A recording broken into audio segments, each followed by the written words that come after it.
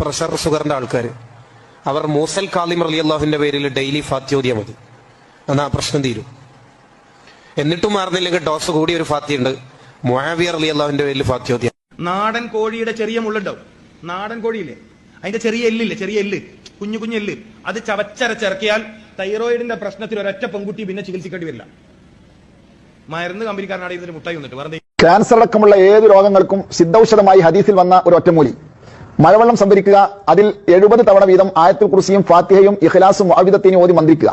ഒരാഴ്ചക്കാലം രോഗി തുടർച്ചയായി ഇത് പ്രഭാതത്തിൽ കഴിക്കുക. എന്നാൽ അല്ലാഹു തആല അവന്റെ ശരീരത്തിലുള്ള എല്ലാ രോഗങ്ങളും എടുത്തു കളയുമെന്ന് ഹദീസ് അദുറുൻ നളീം ഖസീനത്തുൽ ജുമുഅക്ക് മുമ്പായുള്ള സമയത്ത് ഏറ്റവും നല്ലത് ജുമുഅയുടെ തൊട്ട് മുമ്പുള്ള സമയമാണ്.